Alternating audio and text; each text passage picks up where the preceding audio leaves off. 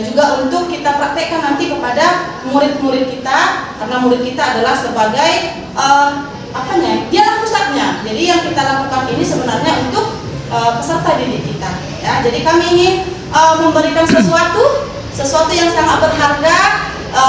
Nanti kami berdua akan menyampaikannya, tapi yang pertama menyampaikan adalah Ibu Nidia. Kepada Ibu Nidia kami persilahkan. Terima kasih yang sebesar-besarnya untuk semua kesempatan dan waktu yang diberikan kepada kami.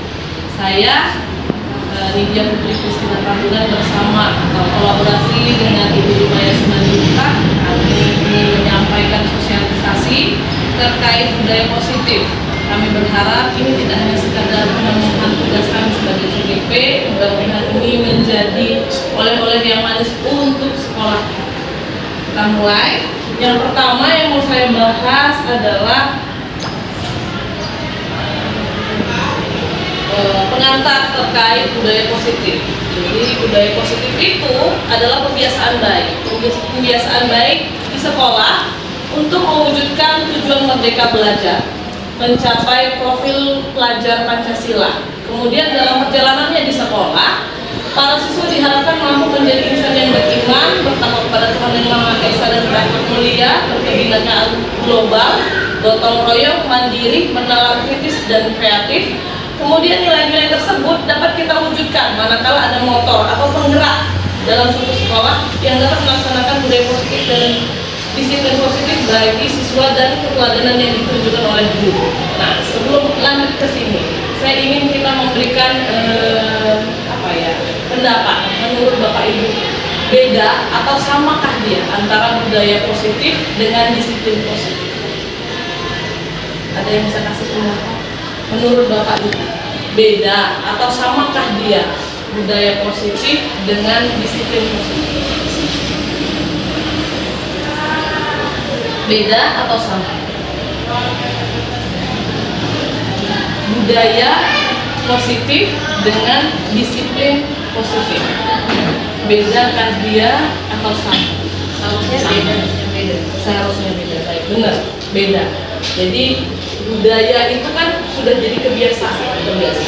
Salah satu dari kebiasaan itu adalah disiplin tadi. Maka kalau kita bisa mendisiplinkan, maka kita bisa membuatnya jadi budaya. Berarti yang paling penting adalah penanaman disiplin dulu. Disiplin yang bagaimana? Yang positif. Disiplin yang positif yang dibiasakan, artinya diusahakan berulang dan konsisten. Inilah yang nanti mengarah kepada budaya. Budaya inilah yang nanti akan menjadi kebiasaan dia ketika dia di sekolah, dan nanti akan dibawa dia keluar dari sekolah karena sudah membudaya dalam diri dia. Kemudian setelah itu lanjut, ini dia kata kuncinya atau konsep kuncinya. Yang pertama, perubahan paradigma belajar. Yang kedua, motivasi perilaku manusia. Yang ketiga, disiplin positif. Ini tadi yang mendasari saya bertanya. Ternyata di dalam budaya positif ada salah satu yang menyangkut disiplin positif. Kemudian kebutuhan dasar. Yang kelima, posisi kontrol restitusi. Yang keenam, ada keyakinan kelas. Terakhir ada namanya segitiga restitusi. Nah, lanjut.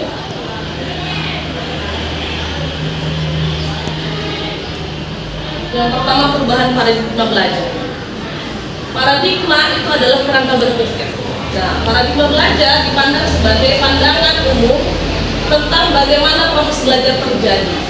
Ini mencakup asumsi mendasar tentang siapa pembelajar, apa yang dipelajari, bagaimana pembelajaran itu terjadi, dan bagaimana keberhasilan pembelajaran diukur. Baik, kita diskusi yang bagian ini dulu. Tentang siapa pembelajar. Menurut Bapak Ibu, siapa pembelajar di dalam satu kelas?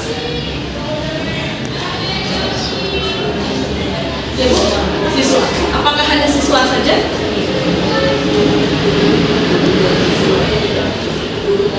Guru dan siswa, benar. Jadi seorang guru ternyata adalah pembelajar sepanjang hayat, seumur hidupnya belajar. Kemudian apa yang dipelajari? Tentu saja materi yang kita berikan per mata pelajaran berbeda, tergantung cakupan materinya. Kemudian bagaimana pembelajaran terjadi? Ini menyangkut proses pembelajaran. Kita mulai dari penyusunan modul ajar, kemudian penyusunan pemilihan metode, kemudian pemilihan media, begitu seterusnya sampai proses pembelajaran terjadi. Lalu sekarang saya bertanya, bagaimana keberhasilan pembelajaran itu diukur? Caranya bagaimana? Apa yang kita siapkan di kelas supaya pembelajaran kita bisa diukur? Asesmen, benar. Sebelum asesmen, apa yang kita susun? Selain media pembelajaran, terkait ke asesmen tadi, kriterianya atau rubriknya. Jadi disusun dulu rubriknya. Mana lebih menurut ibu yang terdahulu, menyusun rubrik atau menyusun soal? Menyusun rubrik atau menyusun soal? Iya, iya benar. Jangan ragu, rubrik dulu, baru soal. Nah, itulah yang dipakai untuk menyusun keberhasilan pembelajaran, mengukur kemampuan siswa. Lalu keberhasilannya dipatok lagi dari kriteria ketuntasan minimal siswa. Nah, itu dia. Lalu, mengapa terjadi perubahan paradigma? Yang pertama, perkembangan teknologi. Yang kedua, perubahan sosial dan budaya. Yang ketiga, perubahan dalam dunia kerja. Mungkin yang pertama, perkembangan teknologi. Tentu saja karena era globalisasi. Yang kedua, perubahan sosial budaya. Ini menyangkut asimilasi atau pencampuran budaya. Banyak sekali budaya-budaya dari asing yang harus kita adaptasi ke dalam, sehingga itu yang mengubah paradigma belajar. Yang ketiga, perubahan dalam dunia kerja. Nah, selanjutnya ini menyangkut pembahasan selanjutnya adalah motivasi perilaku manusia. Jadi motivasi itu dorongan. Dorongan itu ada dua bentuk, intrinsik dan ekstrinsik, yang menggerakkan seseorang untuk bertindak. Ini adalah kekuatan yang mendorong kita untuk mencapai tujuan, mengatasi tantangan, dan melakukan sesuatu. Dalam konteks pembelajaran, motivasi sangat penting karena mempengaruhi seberapa niat seseorang belajar dan seberapa dalam pemahamannya yang bisa dia dapat. Motivasi ini kalau kita sebutnya inisiatif. Nah, motivasi ini jadi dua tadi, satu ekstrinsik, satu intrinsik. Mungkin guru bahasa Indonesia lebih familiar. Kalau X dia keluar, kalau in dia dalam. Maka dari situ kita bisa ambil kesimpulan. Motivasi ekstrinsik, intrinsik itu motivasi yang timbul dari dalam diri. Kemudian tidak perlu ada rangsangan dari luar, tidak perlu ada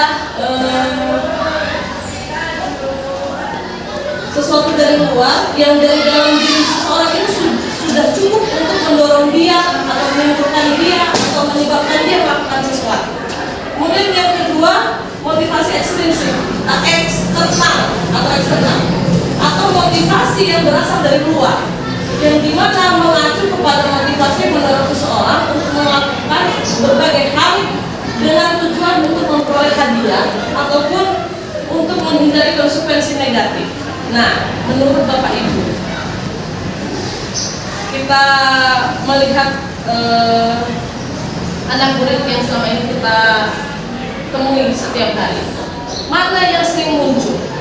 Motivasi ekstrinsikkah atau intrinsikkah dari mereka? Ekstrinsik, beberapa ada yang karena takut menang, beberapa ada yang pengen dapat hadiah, Udah cepet. karena yang penting ngerjakan tugas saja. Berarti kita masih kurang atau belum ada dari kita yang dari anak murid kita yang dia belajar dari intrinsiknya. Kalaupun ada, bisa dihitung mungkin dengan jari, gitu ya. Selanjutnya disiplin positif. Ini tadi bagian dari budaya positif. Apa itu disiplin positif? Awalnya adalah pendekatan yang mendidik, yang berfokus pada pengembangan karakter siswa daripada sekedar menghukum suatu kesalahan. Tujuan dari disiplin positif adalah menciptakan lingkungan belajar yang kondusif. Kemudian disiplin positif ini berhubungan dengan nilai-nilai kebajikan yang ada di dalam diri manusia. Ya, jadi disiplin positif itu cara membentuk sikap mandiri seorang anak sehingga fokusnya pada memotivasi atau merefleksi terhadap kesalahan yang dilakukannya, menghargai dan membangun logika yang bersifat panjang. Nah, contohnya adalah jika seorang anak melakukan kesalahan, gitu ya.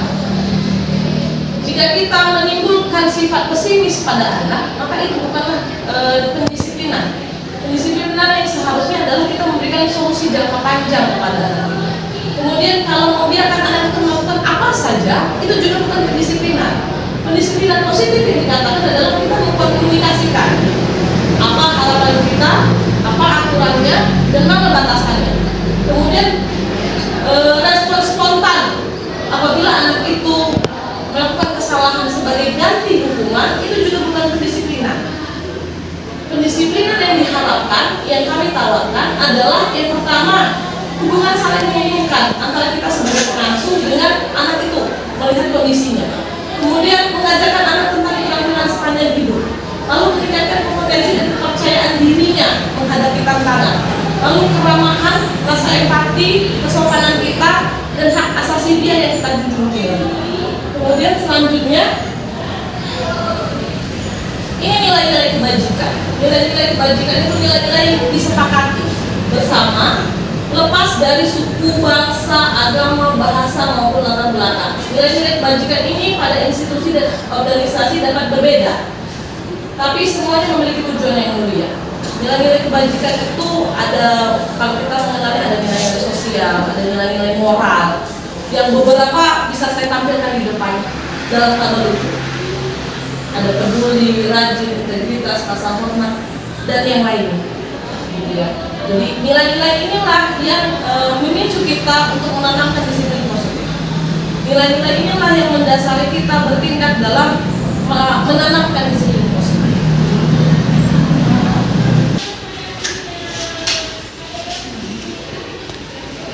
Oke, baik. Ini item terakhir yang akan saya bahas terkait tentang kebutuhan dasar. Kebutuhan dasar ini adalah semua yang kita lakukan atau usaha terbaik kita untuk mendapatkan apa yang kita inginkan. Ketika kita mendapatkan apa yang kita inginkan, sebetulnya saat itu kita sedang memenuhi salah satu dari kebutuhan dasar kita. Mari kita diskusikan yang pertama, kebutuhan untuk bertahan hidup. Menurut Bapak Ibu apa contohnya? Kebutuhan anak-anak di mana dia mencoba untuk memenuhi kebutuhan untuk bertahan hidup dia. Makanan benar. Lalu pakaian. Nah, ini adalah kebutuhan dia bertahan hidup. Kemudian yang kedua, kebutuhan terkait kasih sayang dan rasa diterima. Kira-kira apa sikap anak-anak yang biasanya dia menandakan anak ini kurang kebutuhan ini?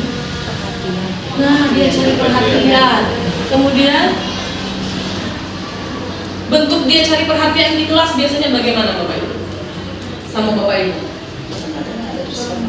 Ada yang bersifat negatif. Contohnya bagaimana yang bersifat negatif, Bu? Contohnya dari peraturan sekolah. Nah, ternyata ada beberapa anak yang tanda kutip nakal karena dia ingin mencari perhatian. Yang lain yang di kelas mengganggu temannya, itu juga mencari perhatian. Kalau rasa ingin diterima, tanpa kita sadari Bapak Ibu, kadang dia sering bertanya bukan karena dia nggak ngerti materi. Beberapa anak sering bertanya bukan karena dia tidak memahami materi yang Bapak Ibu sampaikan, tapi dia ingin merasa dia diterima. Gitu ya. Ada beberapa anak yang dia terus-terusan angkat tangan menjawab bukan karena dia ingin merasa pintar, tapi dia ingin diterima dengan kawan-kawannya, dianggap oleh teman-temannya. Yang ketiga, kebebasan. Apa tindakan anak-anak yang menunjukkan bahwa dia kurang kebebasan di rumah sehingga dia mencari kebebasannya di sekolah? Ribut di kelas, itu dia tanda dia ingin bebas berbicara. Yang lain, nah, sering izin tapi nggak tahu kemana permisinya. Yang selanjutnya kesenangan. Apa tindakan anak-anak di kelas yang menunjukkan kalau dia mencari kesenangan? Main HP, bener, sibuk dengan teknologi gadget dia sendiri. Yang lain, nah, menjahili teman. Jadi dia ternyata menjahili temannya. Ada yang karena usil, ada yang karena dia cari kesenangan dia sendiri. Kemudian yang terakhir, penguasaan atau kekuasaan, mencari power. Apa tindakan anak-anak di kelas yang menurut Bapak Ibu bisa dikategorikan sebagai anak ini kurang nih kebutuhan penguasaan dia. Berkelahi, bener. Jadi anak yang berkelahi itu untuk menunjukkan bahwa dia lebih berkuasa dari lawannya. Jadi dia tidak mau kalah. Apa ya namanya? Gengsi gitu ya. Nah, anak-anak ini ternyata datang dari keluarga yang kebutuhan dasarnya tidak terpenuhi di keluarganya. Dia bawa ke sekolah dengan harapan dia mencari kebutuhannya itu terpenuhi di sekolah. Dasar-dasar inilah yang membuat anak-anak tadi kita sebut sebagai anak-anak nakal.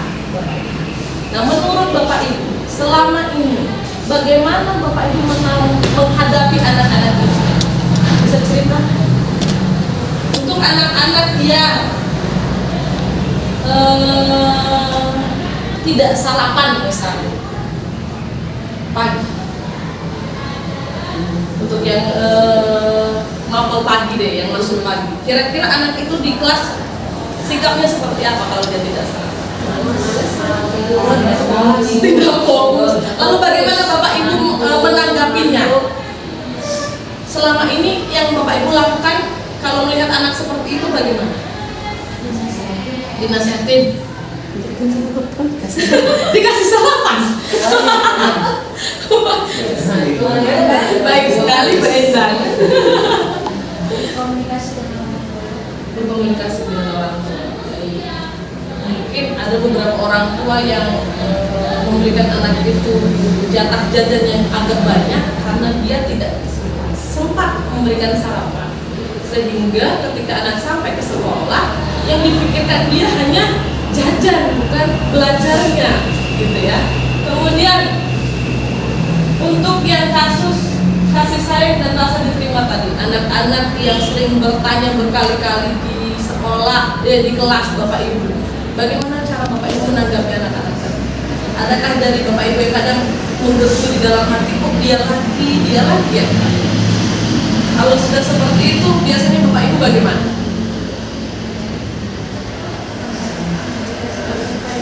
Memberi kesempatan pada yang lain, gitu. Lalu apakah dia boleh bertanya pada sesi berikutnya lagi? Kalau aku iya nanti ya.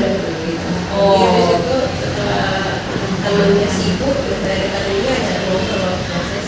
Oh begitu dari hujan, ya.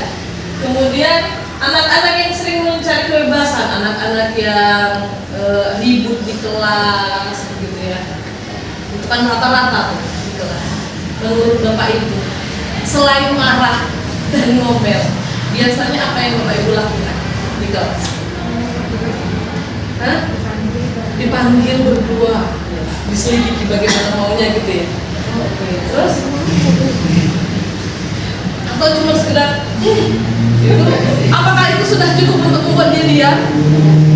Beberapa cukup ya, tergantung anaknya. Lalu apa? Diamnya di rumahnya baru pulang lagi. Iya ya. Ya terus yang lain ada yang mau cerita lagi? Kalau saya kan karena saya panggil, itu saya tanya kenapa gitu, terus dia jelasin. Terus saya kasih pemahaman itu seharusnya begini. Terus bikin kesepakatan. Nanti kalau kamu begini lagi, saya gini boleh. Oh gitu ya, oke. Baik. Selanjutnya kesenangan anak-anak, beberapa anak-anak kita menjadi temannya ketika Bapak Ibu di dalam kelas karena dia seneng sebenarnya bermain, gitu ya. Tapi mungkin cara dia yang salah. Untuk anak-anak yang cara bermainnya salah, gitu ya, di dalam kelas, apa yang Bapak Ibu lakukan? Diingatkan berulang kali, tidak bosan ya. Tidak boleh bosan ya, janji lo ya.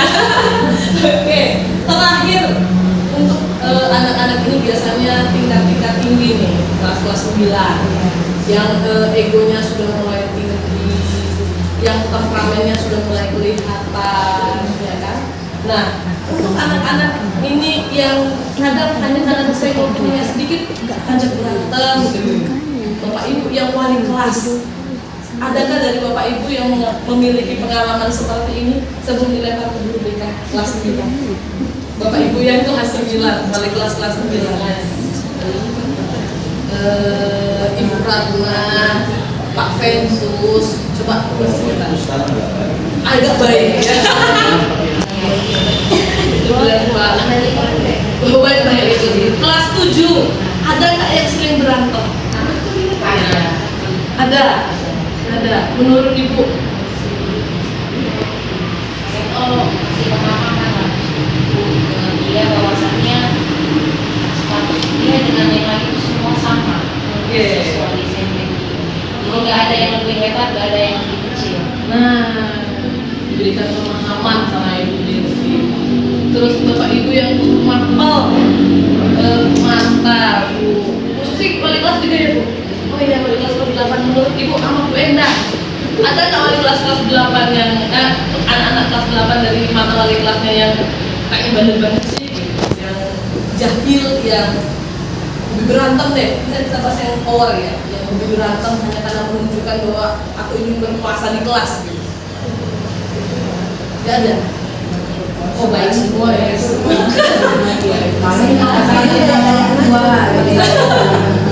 Mengejek nama orang tua kawannya. Oh mengejek nama orang tua temennya. Oh itu karena kesenangan dia. Senang kali kalau udah kasih nama orang tua. Jadi ternyata anak-anak ini cara bermainnya banyak yang salah. Mereka mengira dengan menyebut nama orang tua temennya gitu.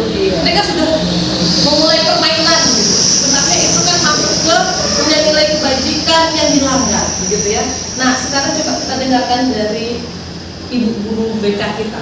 Bu, menurut Ibu setelah mendengarkan curhatan dari wali kelas, selama ini Ibu menanggapi kenakalan anak-anak bagaimana?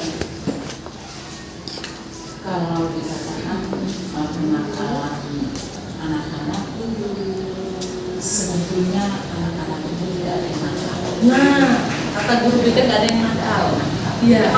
Hanya seperti yang 5 kebutuhan ini tadi yang tidak terpenuhi dari maka dalam proses penyelesaian masalah itu kita tidak bisa menjas, Tidak bisa menghakimi ya. tidak bisa menghakimi.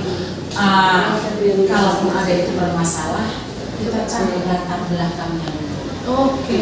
Latar belakang masalah itu apa, kemudian proses pendekatan kita kepada siswa itu bagaimana, kemudian menyertakan orang tua komunikasi dengan pihak sekolah, baru komunikasi itulah yang menimbulkan nanti sudut pandang yang sama antara siswa dengan siswa, antara siswa dengan guru, antara siswa dengan orang tua, antara orang tua dengan orang tua. Oke. Kalau dia berdua berantem gitu ya. Contoh baru-baru itu terjadi perkelahian katakan sampai menyebabkan kelas yang lain atau mencari kawan untuk saling memperkuat kelompoknya masing-masing ya. gitu ya. Kemudian masalahnya sepele, masalahnya hanya menyebutkan sudah hitam. Lalu saya sebagai guru DP, saya katakan yang putih siapa? Kalau untuk ukuran Indonesia itu belum ada yang putih. Iya, Karena ras Indonesia itu masih hitam manis. Kuning Dan kalau kau mengatakan kawanmu itu hitam, dia nggak suka hitam. Hitam itu adalah pemberian yang maha kuasa. Lalu kalau kau mengejek kawanmu hitam, berarti sekaligus kau mengejek sang pencipta. Nah, jadi di sana kita membimbing, ya bukan menasihati, membimbing supaya persepsi mereka itu sama. Ternyata dia itu hitam bukan karena orang tuanya, bukan karena dia mau, bukan karena matahari, tetapi begitulah dia diberikan Tuhan. Jadi kita bawa pikiran dia itu ke Tuhan, kita bimbing dia. Ternyata aku salah,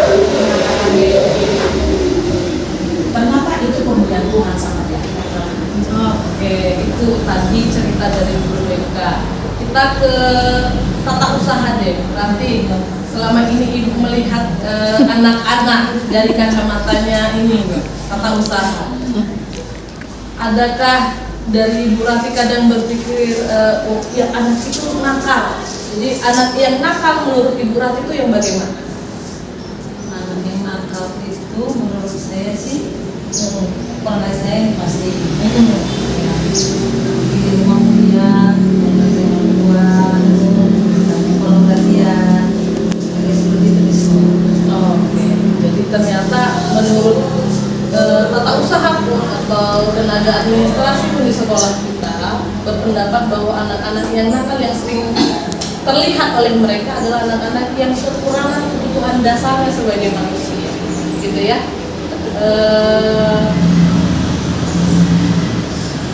Baik, selanjutnya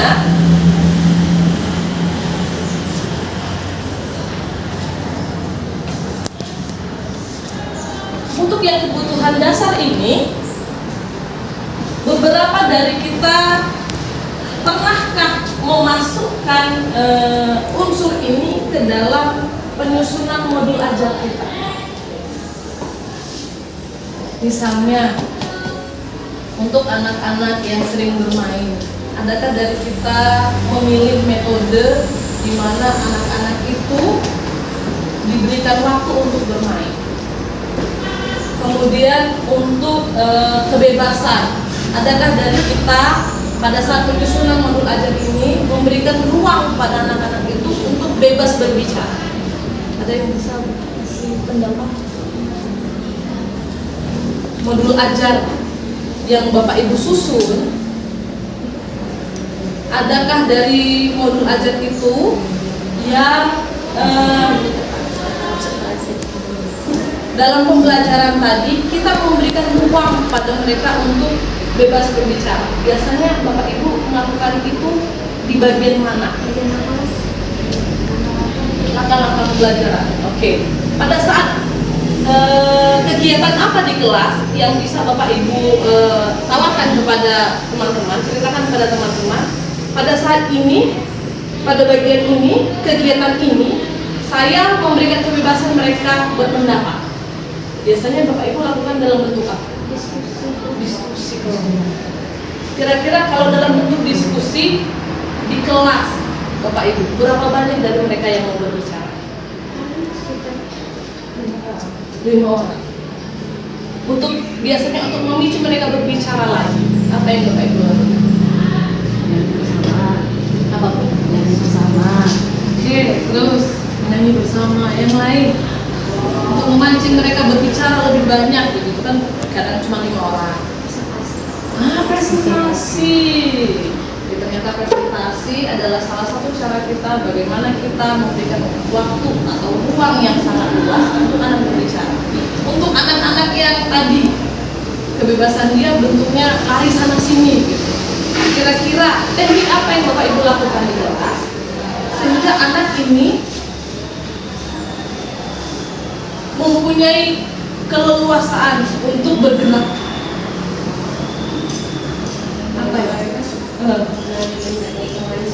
Wawancara. Jadi mewawancarai teman sekelasnya itu pakai bahasa Inggris. Oke, jadi dia yang mau wawancara teman-temannya, dia lari sana lari sini. Oke. Yang lain Bapak Ibu, kegiatan apa yang di kelas yang bisa mereka Bapak Ibu buat supaya mereka bergerak? Menurut Bapak Ibu bagaimana? Apa solusinya?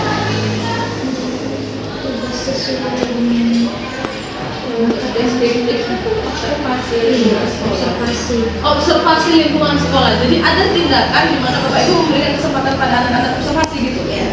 Coba diceritakan bagaimana dalam pembelajaran tes deskripsi. Deskripsi itu kan dia menulis dalam sebuah teks dari apa yang dilihat, didengar, dan dirasakan. Apa yang dilihat, didengar, dan dirasakan. Supaya pembaca itu yang membaca teks deskripsi dia itu merasakan apa yang ditulis oleh penulis. Jadi siswa kalau dalam prakteknya di lapangan itu mereka mendeskripsikan sebuah objek langsung secara nyata, misalkan contohnya pokok pisang. Pokok pisang. Jadi kayak saya itu memberikan tugasnya itu Mereka mengamati sebuah pokok pisang, dituliskan objeknya dari mulai pokok pisang itu apa, jenisnya bagaimana, warnanya apa, rasanya bagaimana, semua dijelaskan sesuai dengan apa yang dia lihat. Jadi ketika nanti orang membaca hasil karyanya, orang yang belum melihat pokok pisang langsung atau manfaat pokok pisang langsung jadi lebih paham dengan apa yang dituliskannya. Biasanya kalau begitu anak di kelas diperbolehkan kan dia lari melihat pokok pisangnya? Oh boleh. Kalau lapangan langsung meninjau langsung. Oh dia diperbolehkan meninjau langsung ke lapangan, begitu untuk tes deskriptif. Kalau IPA Bu? Iya, biasanya kalau dari pembelajaran IPA, kami sama-sama dengan rekan-rekan MDMP biasanya membawa anak ke Laboratorium. Iya, IPA. Oke, laboratorium IPA itu memang kaya sekali. Iya. Kalau dari matematika Bu? Kita biasanya penelusuran benda, Penelusuran benda gitu. benda di sana, dari analog. Volume balok gitu. Adakah anak-anak yang diminta bawa kardus gitu atau apa benda yang biasanya ibu ikut sebagai contoh balok? Ini susu. Kotak susu. Oke. Baik. Kalau dari PKN gimana Pak? Dari PKN kami membuat seperti persidangan seperti itu. Seperti membuat persidangan. Persidangan. Kan? Iya. Jadi misalnya contohnya kamu sebagai ketua apanya dalam suatu persidangan, kamu kan dia memutuskan ya. Ada hakimnya. Mereka sangat senang seperti itu. Gitu ya. Ada Dia jadi sebagai untuk palu berarti. iya, ada sebagai yang terpidana, ada sebagai saksinya seperti itu. Mereka sangat senang. Mereka berbicara saya gini. Saya melihat dia bersalah begini. Berarti diibaratkan mereka sedang menangani sebuah kasus. Iya. Kasus itu biasanya dipertemukan atau dari mereka atau bagaimana? Biasanya terkadang mereka yang menentukan. Kita kasus ini aja dulu ya Bu. Misalnya dia nakal, kita buat kasusnya sendiri katanya gitu. Oh, Udah. gitu ya. Lebih sering mereka kayak gitu dari tunjuk tangan. Saya melihatnya seperti ini gitu seperti mereka. Jadi mereka Ada yang sebagai saksi gitu ya. Ada yang sebagai saksi. Lebih suka mereka jadi saksi. Oh lebih suka mereka Jadi saksi ya. ya. Ibu, kalau dari Ibu bagaimana? Pelajaran agama. Iya, kelas ini lagi paling sering. Oh, tutornya teman sebaya. Jadi temannya yang ngoceh dia mendengarkan. Oke. Oke, baik. Saya berterima kasih untuk respon Bapak Ibu. Ada kesempatan yang bagian saya ini gitu ya. Saya mendapatkan respon positif mendengarkan Bapak Ibu sebagai sekaligus pembelajaran.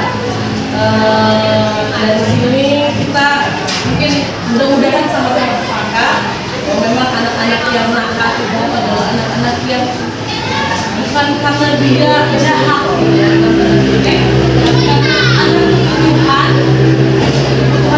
dasar yang tadi kita jelaskan yang tidak terpenuhi di keluarga dan itu dia bawa ke sekolah sehingga dia berharap dengan keberadaannya di sekolah dia memenuhi atau pemenuhan kebutuhan itu dia dapat. Saya berharap apa yang sudah kita ceritakan tadi, kita sama-sama sharing itu membangun perspektif baru bagi kita terkait paradigma tentang perubahan pembelajaran tadi, terkait bagaimana disiplin tadi, atau bagaimana nilai-nilai kebijakan. Itu yang baik. Sebenarnya dari itu ada pertanyaan.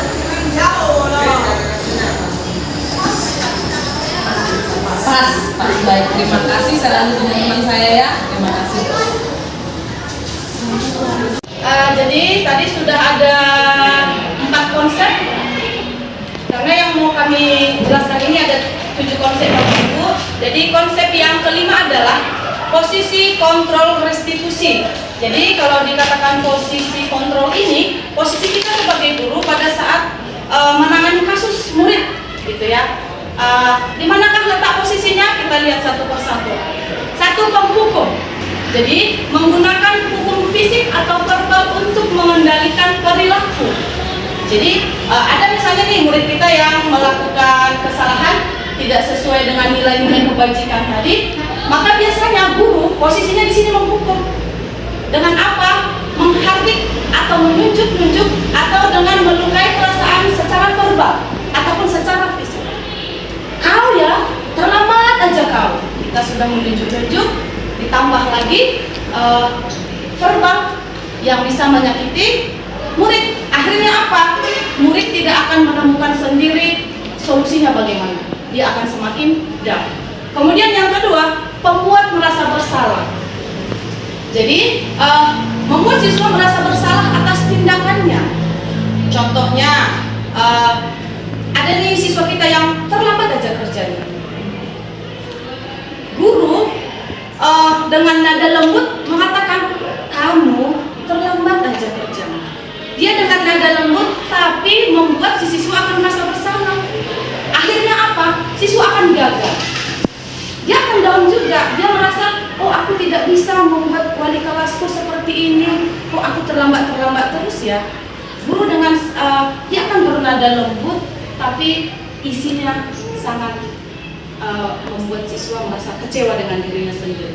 Gitu. Kemudian teman terlalu dekat dengan siswa sehingga sulit menegakkan aturan. Siswa ini terlambat, kita panggil, Anto, apa sih kau ini terlambat aja kerja? Jangan gitu lah. Nanti gimana kata wali kelas yang lain? Gimana kata kepala sekolah? Aku nggak bertanggung jawab sama anak, gitu kan? Jadi terlalu dekat dengan murid ternyata kurang tepat, gitu ya. Kemudian pemantau. Guru di sini memantau sejauh manakah siswa tersebut mengikuti kesepakatan atau keyakinan kelas yang sudah disepakati bersama. Dia berhasil atau tidak? Dia hanya memantau saja. Kemudian posisi yang terakhir adalah manajer. Namanya manajer ya, ibu-ibu. Ini gimana ya? Adakah yang bisa memberikan sebuah pendapatnya? Kira-kira yang manajer itu bagaimana ya? Posisi manajer ini ketika berhadapan dengan murid kita yang berperilaku tidak sesuai dengan nilai-nilai kebajikan itu, bagaimana kira-kira contohnya ini Bapak Ibu? Posisinya sebagai manajer, ada yang bisa memberikan pendapatnya? Ada Bu Ibu atau Bapak? Bu Susi gimana? Kalau saya misalnya melihat ada kesalahan siswa ditegur, ada kesalahan lagi tidak bisa seperti lagi ya, tidak pesan-pesan lagi dan lagi. Posisi kita sebagai manajer. Oke, terima kasih Bu Susi. Coba kita lihat, membimbing siswa untuk bertanggung jawab sendiri atas tindakannya. Si Anto terlambat melulu, apa sih yang dia lakukan? Dia sendiri yang menemukan solusinya. Kita tidak ada dari kita. Ya, jadi posisi kita manajer, memberikan kesempatan kepada murid itu memperbaiki perilaku yang salah. Itu dia ya. Ya, coba biar lebih jelasnya coba kita lihat. Oke, melalui media.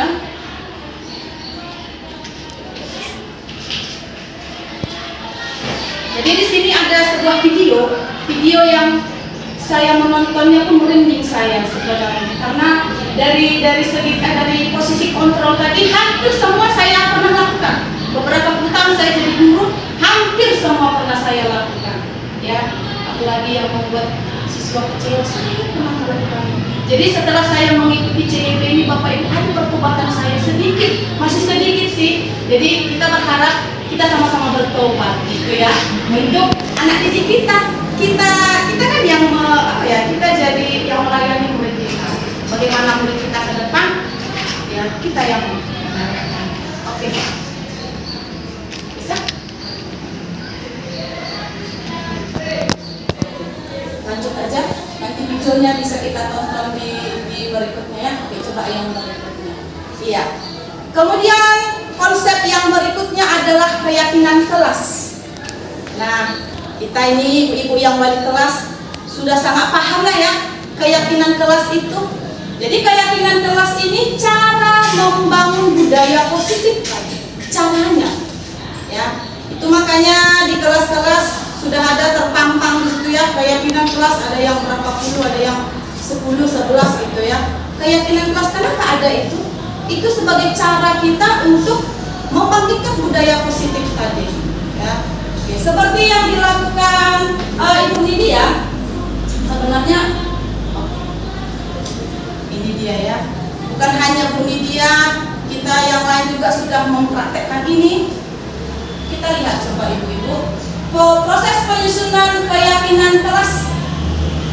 Adakah yang bisa memberikan pendapat? Kita berdiskusi Bapak Ibu. Kira-kira dari gambar ini yang mana? Itu kan ada urutan 1 sampai 7. Yang manakah kira-kira urutan yang pertama di sini? Apakah angka 6 atau angka 4? Proses pembuatan atau penyusunan keyakinan kelas. Yang mana ya ibu-ibu yang pertama sekali? Nomor 7 kali ya. Nomor 7. Kemudian nomor 6. 5 7, 6, 5 21 2 satu kali ya. Oh, 2 1 3 4 Bukan 3, 4, 1. 3 4 1. Yang tanda tangan muridnya dulu atau wali kelasnya dulu? Muridnya dulu. Berarti 4 3 1. Ya. Coba Bapak Ibu yang sudah berpengalaman membuat keyakinan kelas ini, siapakah yang membuat keyakinan kelas ini? Siswa dan guru. Berarti ada saling ya. Berarti tidak ada keyakinan kelas atau kesepakatan kelas itu datangnya dari satu pihak. Iya kan ibu-ibu? Datangnya ya dari kedua belah pihak. Makanya tidak peraturan namanya ya. Kamu jangan terlambat, itu dari kita, gitu kan? Kita sudah praktekkan bersama, kita kasih mereka kesempatan. Seperti yang ada di video ini, nomor 5 duluan ya. Nomor 5, curah pendapat ya, curah pendapat. Setelah curah pendapat mereka, kemudian kita kasih kesempatan itu yang memberikan pendapatnya. Kira-kira apa yang mau kita sepakati di kelas ini, gitu ya. Sesuai dengan gambar itu, kemudian ditempelkan sticky note-nya, kemudian disahkan secara bersama-sama, kemudian ditempelkan. Kira-kira Bapak Ibu, kenapa harus digantung atau kenapa harus ditempelkan? Supaya Setiap saat siswa bisa lihat langsung keyakinan kelas itu. Jadi kalau misalkan salah diingatkan lagi ini, baca kembali dia supaya tidak melanggar keyakinan yang ada di dalam video. benar sekali. Jadi ketika dia melakukan kesalahan, kita sebagai guru, apakah hanya guru atau guru mapel atau hanya wali kelas Bapak Ibu? Berarti seluruh guru ya. Jadi kalau kita masuk di 10 kelas, berarti kita mempunyai kesempatan gitu kan, mengingatkan anak murid kita bahwa dia melanggar keyakinan kelas nomor berapa gitu ya kan Bu. Adakah yang punya pengalaman Bapak Ibu menemukan sendiri kesalahan yang dilakukan anak murid kita langsung menunjukkan keyakinan kelas kita? Adakah yang punya pengalaman yang sudah mempraktekkan secara langsung menemukan murid yang melakukan kesalahan? Ibu Ratna? Itu saya menemukan siswa. Sebelumnya kan saya masuk ke kelasnya, ada di situ kesepakatan kelasnya berisi. Saya kan juga sebagai guru mapel di kelas itu juga membacakan apa sih kesepakatan kelas mereka. Jadi ketika saya mengajarkan, jadi saya bisa melihat kalau mereka pun melanggar kesepakatan kelas sendiri. Jadi waktu itu ada siswa yang bermain HP saat pembelajaran dan saya tidak menggunakan HP saat itu dan tidak ada tugas yang menggunakan HP. Jadi saya tegur, kemudian saya ingatkan kesepakatan kelasnya.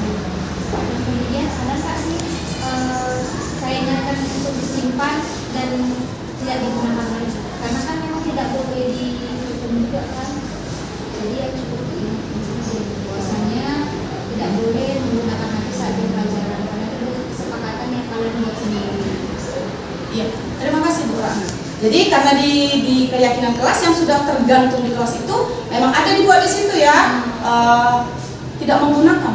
Maksudnya dilarang penggunaan handphone saat jam belajar. Oke, jadi ada batasnya ya. Kemudian Bapak Ibu, dalam pembuatan keyakinan kelas ini kita menggunakan bahasa yang bagaimana? Bolehkah yang negatif? Bolehkah kata tidak atau jangan?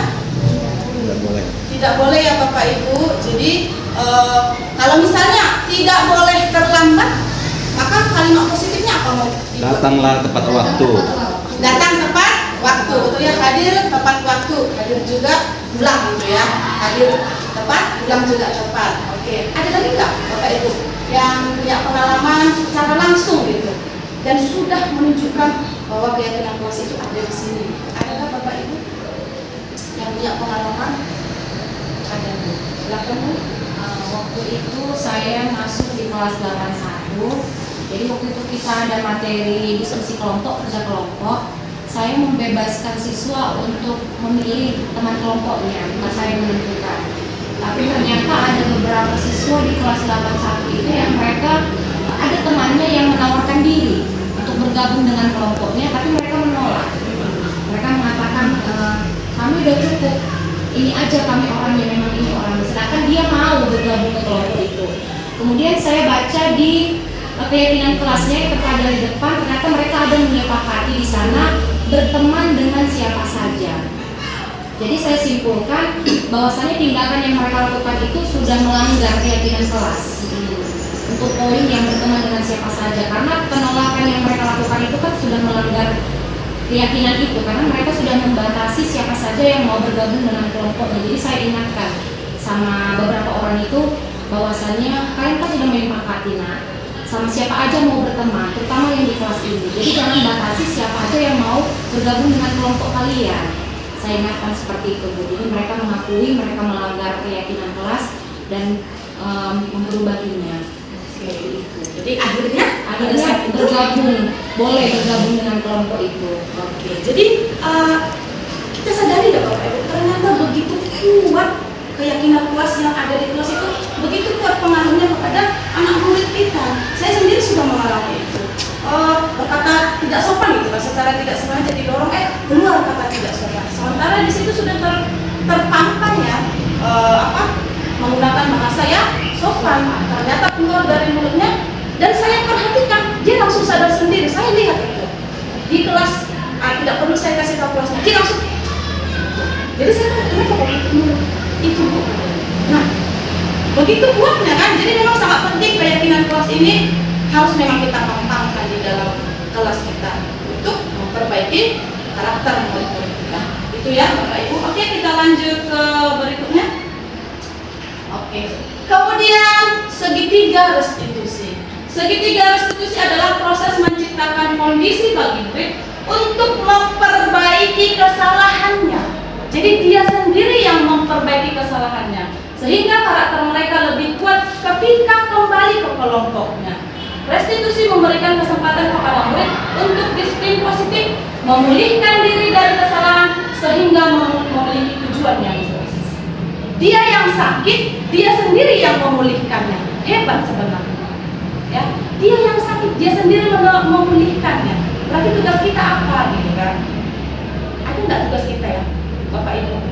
Dalam segitiga restitusi ini, kan murid yang melakukan kesalahan, dia sendiri yang memulihkan dirinya, sehingga ketika dia kembali ke kelompoknya, dia bisa sukses, dia bisa diterima. Jadi pertanyaannya Bapak Ibu bagi kita, adakah fungsi kita dalam segitiga restitusi ini? Mengontrol. Ya, kita lihat namanya juga segitiga restitusi. Satu, menstabilkan identitas. Oke. Ada 3 tadi kan? Pertama, menstabilkan identitas. Menstabilkan identitas merupakan sisi dasar segitiga, tujuannya untuk meyakinkan kegagalan yang dialami anak sebagai hal positif. Ada kesalahan anak ini gitu kan? Kok bisa ya itu menjadi sebuah keyakinan untuk menuju ke hal yang positif? Fungsi kita apa? Menstabilkan identitas. Orang dewasa berperan untuk menenangkan emosinya. Itu kan? Ini ada contoh nggak ya Bapak Ibu? Untuk yang menstabilkan identitas ini. Itulah kita ada. Fungsinya itu. Jadi misalnya begini, ada siswa yang berantem gitu kan? Berantem sehingga ada luka fisik lah, berdarah, mengeluarkan kecap dari hidungnya. Jadi kita jangan mengambil posisi yang tadi. Ada kan yang 5 posisi itu. Kita harus tetap berada posisi manajer. Tidak boleh kita terhukum. Jadi kalau ada tadi yang berantem, maka yang pertama menstabilkan identitas. Kita panggil mereka. Kita tanya kenapa dia melakukan itu gitu kan. Kita boleh mengatakan setiap manusia pasti pernah melakukan kesalahan, termasuk kamu, termasuk saya. Itu dia menstabilkan identitas. Kita tidak menghakimi kau berantem dengan darah hidupnya gitu kan, dia semakin jauh Bapak Ibu. Jadi kita stabilkan dulu identitas. Kamu melakukan kesalahan, dia juga melakukan kesalahan, saya juga melakukan kesalahan, guru-guru yang lain juga melakukan kesalahan. Dampaknya apa Bapak Ibu? Dia akan terbuka. Oh iya ya. Dia nanti akan terbuka, diberikan kesempatan kepadanya. Ya. Kemudian yang kedua, memvalidasi tindakan yang salah. Langkah kedua dalam penerapan segitiga restitusi adalah memvalidasi tindakan yang salah. Dalam langkah ini orang dewasa memahami adanya kebutuhan yang menyebabkan kesalahan pada anak. Kita kembali ke kebutuhan. Kenapa sih di dalam kelas itu ada satu orang anak tiap hari kerjanya, maaf cakap ya Bapak Ibu, minta makanan aja dari teman-teman. Kalau nggak dikasih, kena hukum. Tiap hari seperti itu. Jadi fungsi kita apa? Kita memvalidasi tindakan yang salah dulu. Guru perlu memahami mengapa anak melakukannya. Dengan demikian, anak pun akan merasa dimengerti. Kita panggil, nak kamu, ini ada temanmu nih merasa kurang nyaman atas tindakanmu. Kenapa kira-kira kamu setiap hari meminta makanan temanmu? Itu juga. Banyak jawaban mungkin dia, Bu, kami kurang mampu, mama aku nggak ada duit, bapakku tukang botot memang nggak ada duit, Bu, aku nggak makan dari rumah. Ada dong. Jadi bagaimana dia mencukupkan kebutuhan dasar untuk makan tadi? Yaitu dia minta terus dari teman. Jadi kita jangan menghukum juga. Jadi kita kasih pemahaman kepada anak murid. Kemudian yang ketiga, menanyakan keyakinan. Seperti yang saya katakan tadi, begitu dahsyat luar biasa hadirnya keyakinan kelas di dalam kelas kita. Ya. Langkah terakhir dalam segitiga restitusi adalah menanyakan keyakinan. Dalam langkah ini, orang tua akan menghubungkan perbuatan anak terhadap nilai yang ada hingga bergerak maju dan memperbaiki sesuai keinginan. Guru bertanya terkait kehidupan yang diinginkan anak di masa depan. Ketika anak melakukan kesalahan itu, maka kita menanyakan keyakinan. Kira-kira Anto, kamu kan tadi sudah berantem dengan temanmu. Semua orang memang melakukan kesalahan. Kamu, saya juga. Itu tadi ya. Kemudian masuk yang kedua. Kemudian yang terakhir ini, kira-kira Anto, ada nggak ya keyakinan kelas mana yang kamu lakukan? Kita nggak kasih tunjuk, dia akan sadar sendiri. Iya Bu, saya tidak menghargai kawan, gitu kan? Saya mengejek itu termasuk menghargai ya, berarti tidak menghargai kawan dia kan? Jadi dari dia sendiri muncul gitu, bukan dari kita. Maka tadi hadirnya restitusi ini memang sangat menolong murid itu menemukan jati diri. Bukan dari kita ya Bapak Ibu. Kita sebagai itu tadi sebagai pengejar, ya. Dia yang sakit, dia yang memulihkan. Artinya ketika dia melakukan kesalahan, dia bertanggung jawab atas kesalahan yang dia lakukan gitu. Bukan kita yang ngasih jalan gitu. Nah, tadi kamu sudah berantem ini. Kira-kira Anto apa yang mau kamu lakukan ke depan? Kuhajar lagi Bu. Tak adanya gitu Pak. Dia akan bilang, iya Bu, saya sudah salah. Saya akan meminta maaf dan akan menyayangi teman, gitu ya. Tidak membuli teman seperti itu. Jadi dia sendiri yang menemukan kesalahan, jalan keluar untuk permasalahannya. Akhirnya apa Bapak Ibu? Dia merasa memang berguna dia gitu. Ya, akhirnya dia kembali ke posisinya tadi. Dia kembali ke posisinya, amanlah dia, menemukan jati dirinya, berhasillah dia menuju karakter yang baik tadi. Itu dia. Jadi semua 7 konsep tadi, 7 konsep itu sudah kalau dilakukan dengan baik, maka harapan kita kepada anak-anak kita, mereka akan sesuai dengan nilai-nilai profil Pancasila itu. Ya, itu harapan kita. Tapi tidak bisa juga kalau guru kita tidak memberikan teladan kepada anak kita, Bapak Ibu.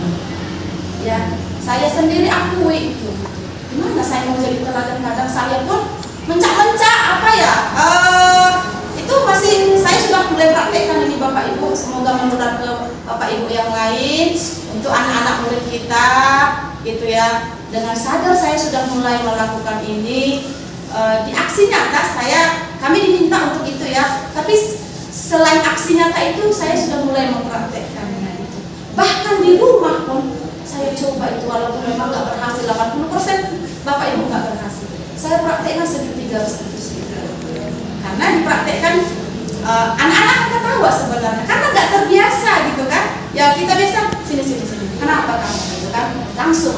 Jadi kalau ini kan memang agak formal, kita bisa bayangkan, kita bisa praktekkan Bapak Ibu di rumah. Bagi yang punya anak kecil ataupun anak yang remaja, kita dudukkan mereka. Kenapa? Oh dianya gitu kan. Ya, pasti itu gitu. Jadi posisi kita tempatkan lah.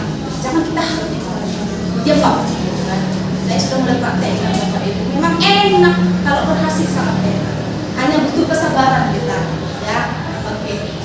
Itu Bapak Ibu yang bisa saya sampaikan dari 3 konsep tadi. Kira-kira Bapak Ibu adakah yang ingin memberikan pertanyaan atau masukan segala macamnya kepada kami? Ini tadi nggak bisa bunyi dia, nggak bersuara dia atau bagaimana?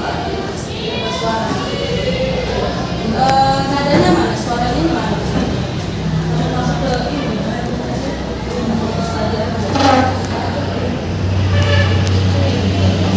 Ada Bapak Ibu yang kira-kira ya silakan Bu Vijay untuk mengulang pertanyaannya. Segitiga restitusi ini waktu khusus kapan menggunakan waktu ini?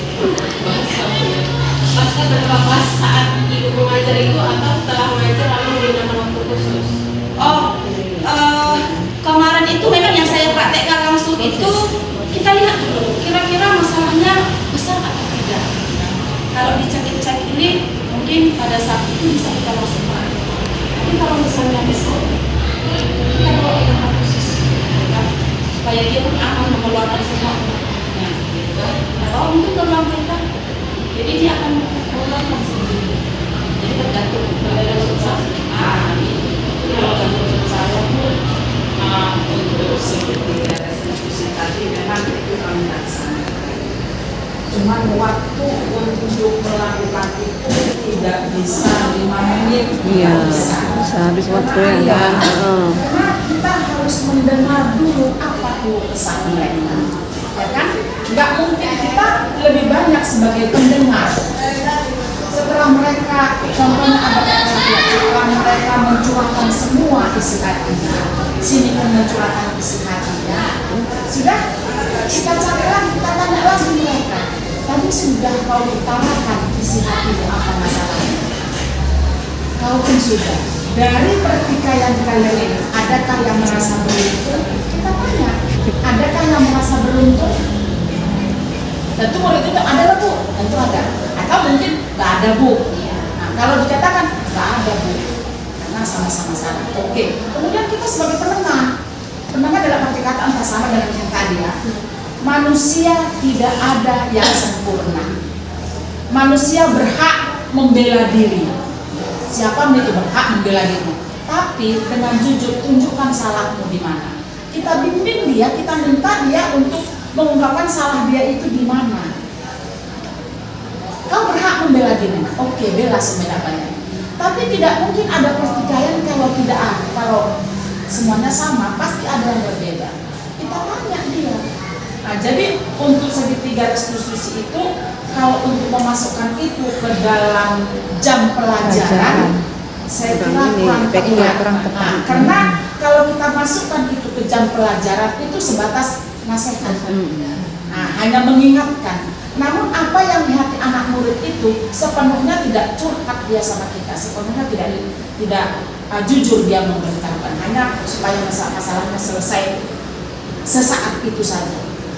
Nah, itu. Jadi kalau dia masuk ke ruang BK, itulah kami adakan selalu konseling berkelanjutan.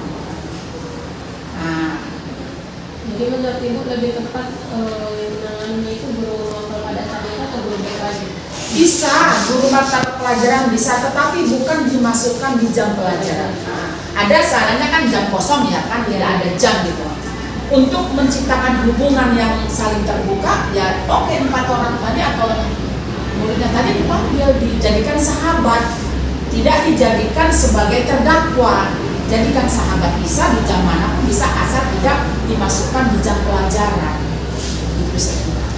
Oke, makanya. Jadi ya sudah dipraktekkan katanya ya, sudah dipraktekkan, dibawa ke ruang BK ya Bapak Ibu.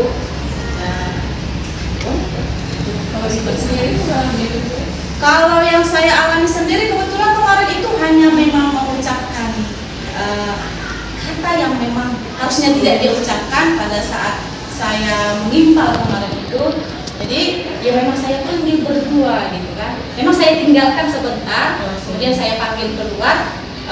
Memang tidak saya bawa memang kemarin pada saat itu, karena saya pikir bisa diselesaikan di situ. Tidak begitu banyak waktu untuk menyelesaikannya, ya. Iya, karena memang kita punya ruangan BK. Ini kan luas ini ya, kita bawa kemari. Guru BK-nya pun ada gitu kan. Oke. Ya, ada lagi Bapak Ibu, kita berdiskusi ini untuk anak murid kita, untuk masa depan mereka gitu kan. Namanya pendidikan berhamba kepada murid, hamba. Gitu ya, itu benar di Hazar Dewantara. Ya, berhamba kepada murid. Mereka tuannya. Kan? Jadi segala sesuatu yang kita lakukan untuk masa depan mereka. Ada lagi Bapak Ibu yang berbagi pengalaman mungkin untuk jadi stretcher.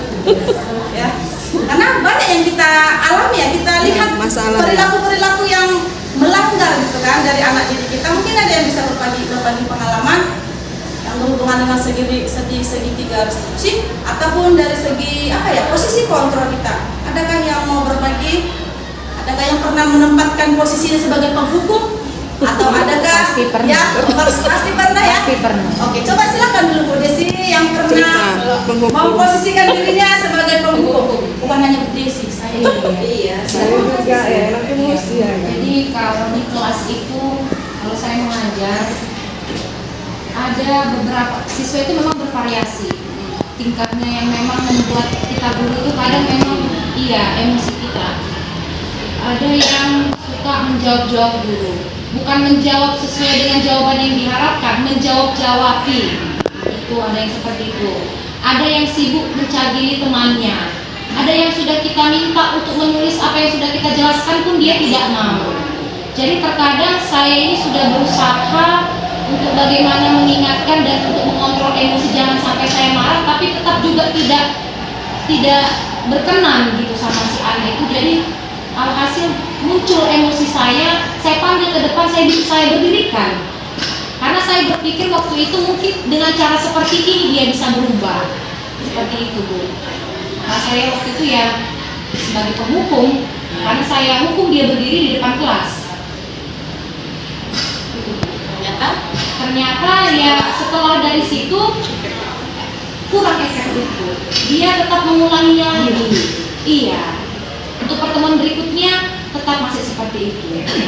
Saya pun sampai bingung, ini anak mau diapain ya? Udah diberdirikan juga tetap masih seperti itu juga, masih mencagili temannya. Saya panggil ke depan, saya marahi, bahkan saya bilang saya hukum dan mau saya ancam. Saya ancam dengan hukuman yang lebih berat lagi. Saya bilang sama si anak, kalau seperti ini lagi, nanti saya hukum kebersihan sekolah. Saya bilang begitu Bu. Ada, tapi diulang lagi ya. Iya. Maka hadir segitiga restitusi supaya anak tidak mengulangi masuk lubang terus, gitu ya. Iya. Bahkan saya punya pengalaman ketika mengajar di suatu sekolah itu pimpinan itu sudah membuat keputusan setiap siswa yang terlambat harus berdiri di depan kelas selama 20 menit. Swasta kami itu ini. Jadi 20 menit tidak boleh duduk. Ya, saya praktekkan langsung. Tapi setelah hadir ini, ya ampun, ternyata sangat salah Bapak Ibu. Kita berdirikan mereka di belakang, kita tahu nggak apa yang ada dalam hatinya? Ya kan? Dia akan punya, oh, si anu, bapak ini dulu, ibu ini dulu, memberdirikan aku di belakang, begitu malunya aku, gitu mereka, ya. Jadi udahlah, besok aku terlambat lagi, biar begitu kan. Jadi mereka nggak kembali ke jalan yang baik, itu akan mengulanginya lagi, gitu ya. Itu sebagai penghukum ya. Bapak Ibu ada yang sebagai apa ya? Sebagai sebagai menjadikan teman. Ternyata ini pun salah. Menjadikan teman, atau mungkin sudah ada yang mempraktekkan sebagai manajer. Ya, posisi yang baik itu kita lakukan adalah manajer. Semua guru menjadi manajer. Bukan hanya Bapak Ibu BP ya, Bapak Ibu. Bukan hanya Bapak Ibu BP. Kita sebagai guru juga kita tempatkan posisi kita sebagai manajer. Ada mungkin yang lain sebagai penghukum pengalamannya, Ibu Rana, Bu Marta, penghukum juga ini Bu. Tidak Bu, hanya sebagai sahabat bisa dikatakan sebagai teman dekat bagi mereka. Jadi saya masuk di kelas 82. Jam-jam terakhir seperti itu Bu. Jadi ada satu orang anaknya tidur di dalam kelas. Saya masuk, terus teman-temannya katakan, Bu, dia sudah dari tadi tidur loh, kata kawan-kawannya kan. Jadi kami masuk dulu ke dalam kelas seperti itu. Setelah 15 menit saya absensi mereka, saya diamkan dulu sejenak kelasnya, baru yang mana? Ya, itu Bu di belakang. Jadi saya duduk di sebelah anak itu yang tidur tadi. Rupanya mungkin ada kira-kira 3 menit gitu kan, saya tunggu dulu dia kan, Bang, ayo pulang yuk, saya katakan seperti itu. Dia agak diam, agak bergerak-gerak. Kita pulang yuk, udah pulang. Bangunlah dia. Ditengoknya semua kelas kan, ditengoknya kan. Iya Bu, pulang katanya. Berarti kan dia ini sepertinya dia tahu gitu kan waktunya kan. Terus saya bilang, cuci muka dulu ya nak. Cuci muka dulu, baru nanti kira-kira 5 menit kamu di luar. Kalau tidak ke kantin dulu kamu. Kalau setelah kamu cuci muka, kamu ke kantin, nanti masuk lagi ya. Barulah dia katakan, benar Bu katanya. Iya, 5 menit saja ya, saya bilang gitu kan. Akhirnya pergilah dia. Benar-benar 5 menit yang saya katakan, dia datang lagi. Sudah cuci muka, udah Bu katanya. Sudah jajan tadi ke kantin, udah Bu. Ada uang jajannya enggak ada. Nah, saya kasih lagi memang. Saya kasih lagi. Sempat kamu tadi jajan? Enggak, cuma minta minum aja sama Pak Heri katanya gitu kan. Saya kasih uang kan, nanti jajannya, nanti jajan kamu itu bawa lagi. Saya bilang, bawa ke kelas kamu tunjukkan. Jadi dijajan, dibawanya, terus saya kasih lagi waktu dia. Adalah jadi waktu dia 10 menit di luar, barulah setelah itu dia rasanya lega seperti itu, dia masuk, akhirnya dia duduk dengan tenang. Oke, begitu ya. Iya, seperti Jadi Bapak Ibu, sepintas itu sangat baik, ya. Tapi kita tidak sadar kalau kita posisikan diri kita sebagai teman, maka si siswa. Tapi terima kasih ya Bu. Berarti kebutuhan dasar dia ada yang tidak terpenuhi. Kenapa dia tidur? Gitu kan? Kita harus tanya kenapa gitu kan? Mungkin nonton bola. Atau tadi karena kelaparan.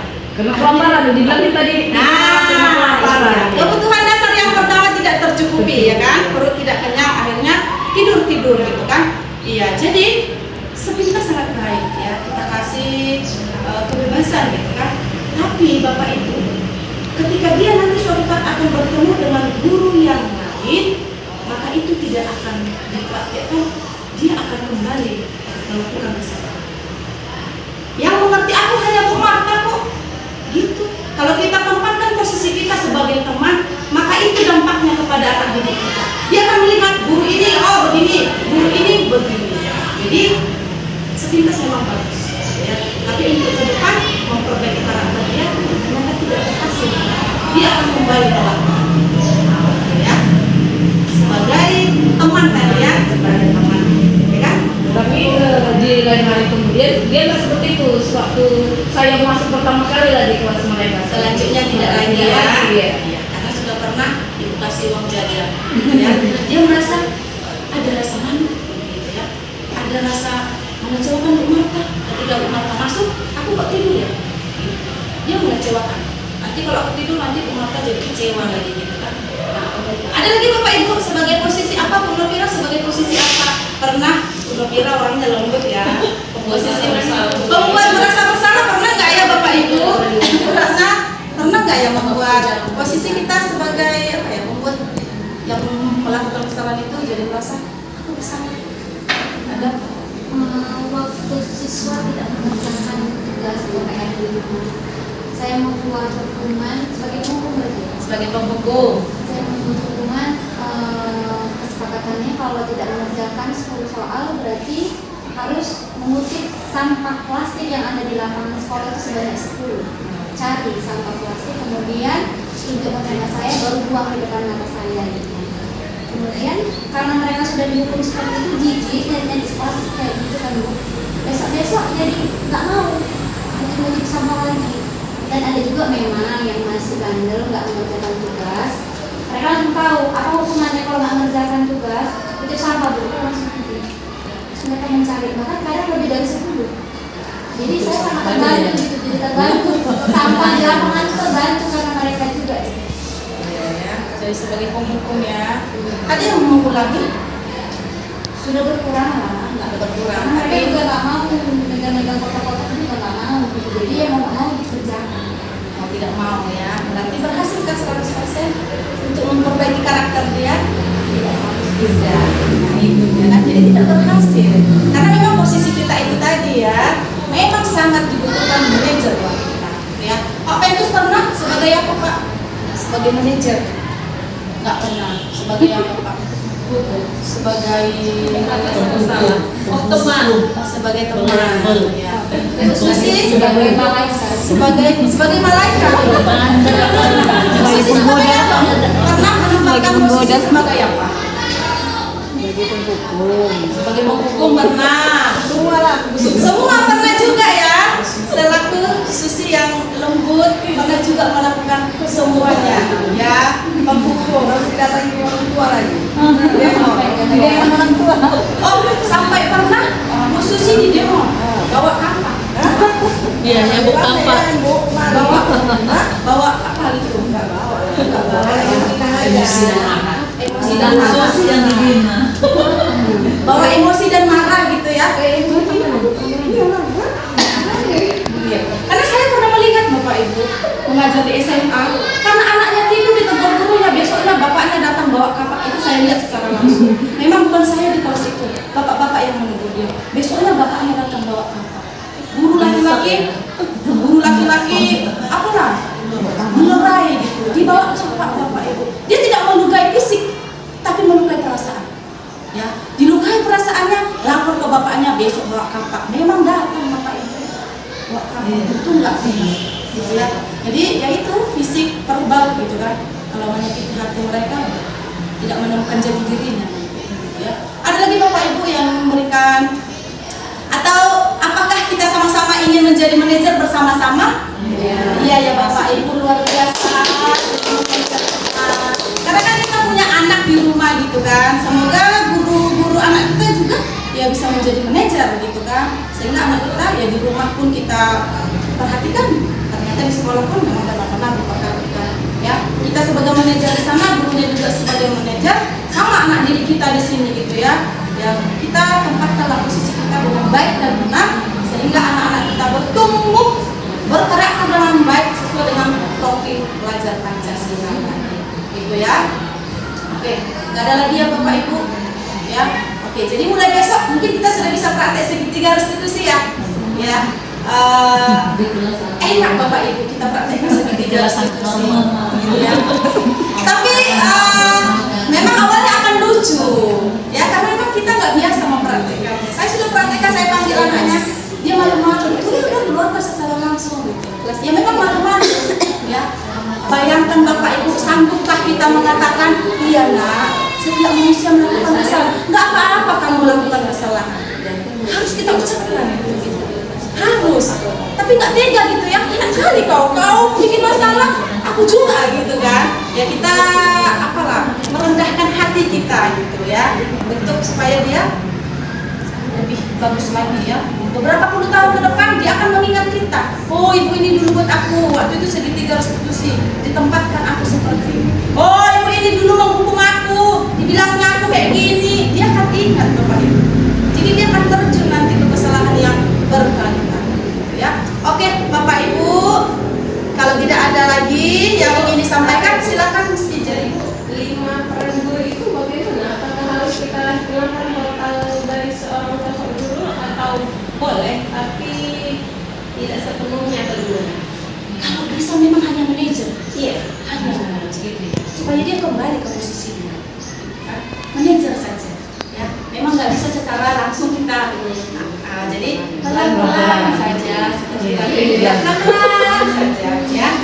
Oke, Bapak Ibu, jika tidak ada lagi yang mau disampaikan unek-uneknya, terima kasih Bapak Ibu sudah memberikan waktunya selama 60 menit. Semoga kita menjadi pembawa hal baik lah untuk anak didik kita di sekolah, untuk anak kita di rumah, untuk pendidikan Indonesia, sehingga anak-anak kita menemukan jati diri, anak-anak kita memiliki menjalankan budaya positif dengan baik, sehingga dia menjadi anak yang baik juga, berguna untuk bangsa dan bangsa. Terima kasih Bapak Ibu, mohon maaf jika ada kesalahan kami, semoga Bapak Ibu memaafkannya. Terima kasih.